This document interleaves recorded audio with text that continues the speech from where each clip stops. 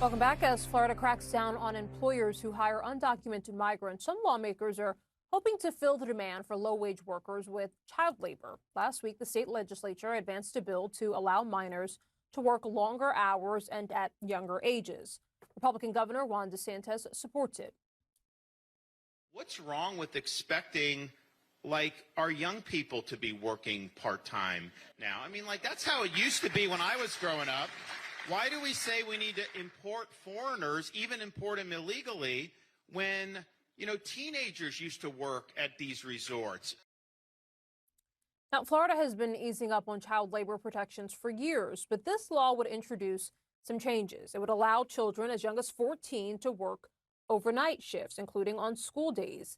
And the law would lift all work restrictions on 16 and 17-year-olds. It would also take away their right to a guaranteed meal break. Now, the bill is making its way through committees before the Florida Senate votes on it. But here to discuss is Jackson Oberlink, who is the legislative director for Florida for All. That's a political organization that has fought for child labor protections in the state. Jackson, great to have you this morning. Appreciate you being here. As we just said, this bill still clearly has a few hurdles to get before a full vote. But how significant would this be if it passes? And do you expect it to? Yeah, so this would be quite significant.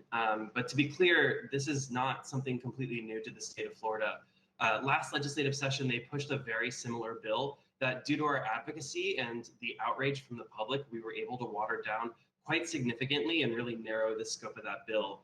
But we said last legislative session that this would never be enough for them, that once they did this, they would keep coming back time and time again to continue to erode our child labor protections until essentially there was nothing left. We also said the same thing about their harsh crackdowns on our immigrant neighbors in our state. We knew that this was going to be an inevitable issue, but I want to be clear about one thing, that Florida's manufactured worker shortage is also a wage shortage, and that we should be ensuring that all families have a right to fair pay so that they don't have to rely on their own children to make ends meet. And we really have to stop demonizing our immigrant neighbors in our state, because whether native born or newcomer, all children deserve a fair shot at life that isn't defined by corporate exploitation. So this bill has another committee stop on Monday in the on Tuesday in the House of Representatives. And we're going to be watching very closely to see if this continues to move. But we're hoping we're going to be able to stop it this session. You just heard the governor there essentially saying, look, why not? Why not give young people the opportunity to earn money? We did it in our day, essentially what he's getting at there. I imagine you must hear that a lot. How do you respond to that? Yeah, and it's not surprising hearing that from the governor. But I have to say, this bill is not about creating opportunity for kids. Kids can already work. I started working when I was 14 years old at Publix, which is a very popular grocery chain here in Florida. And I worked all throughout high school. But one of the key reasons that I was able to do that was because of these child labor protections, because they weren't able to force me to work late nights, overnights, these long hours without breaks, on school nights, without limitations during school hours. If they were able to force me to do those things, then I would have prioritized my education over that job. So I was able to continue to work because of these child labor protections. And kids, their minds are still developing, their bodies are still developing. We shouldn't be overworking them, putting them in these dangerous situations when they should really be able to focus on their education. But unfortunately, education doesn't seem something that Republicans are too concerned about right now. Well, it's interesting because the bill's co-sponsors will say, we're not talking about dangerous conditions here. We're talking about jobs like the ones you worked at Publix. I want to play for you a soundbite. This is from the bill's sponsor, Florida Senator Jay Collins, who addresses that, but also says that this is a parental issue. This is for parents to decide. Take a listen. This is a parental rights issue. And frankly, we're not talking the jungle by Upton Sinclair. We're talking about them working at Publix, at Piggly Wiggly. This is a parental rights thing. Parents know their kids best. Jackson, he says this is about Publix. This is about Piggly Wiggly. How do you respond to that? Here's the thing. We know who's going to be most impacted by these kids. It's going to be low-income, working-class children, marginalized groups, migrant children. It's not just going to be about Publix. Think about kids who could be forced to work late nights, overnights at gas stations, a job that many adults wouldn't feel safe or comfortable doing. Why are we going to put children in these dangerous situations without any protections? So I kind of just roll my eyes at that a little bit.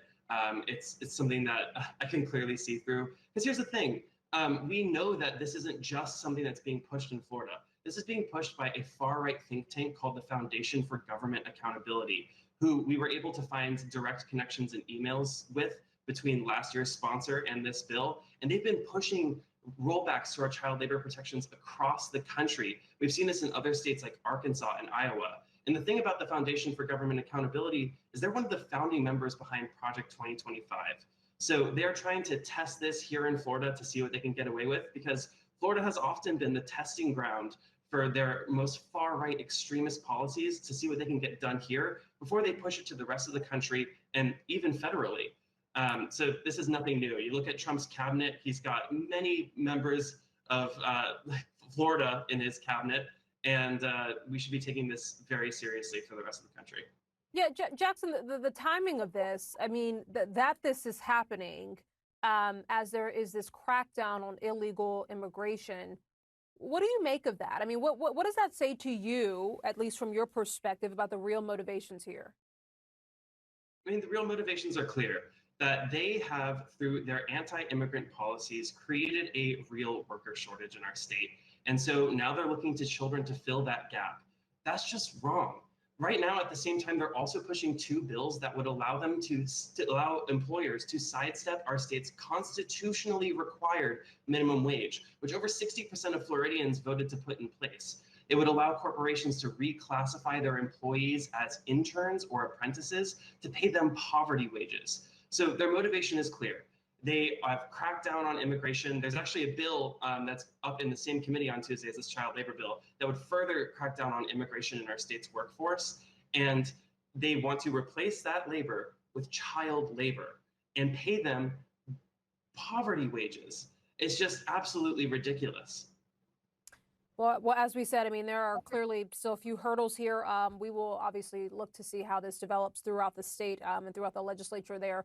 Jackson Oberlink, we appreciate you being with us this morning. Thank you.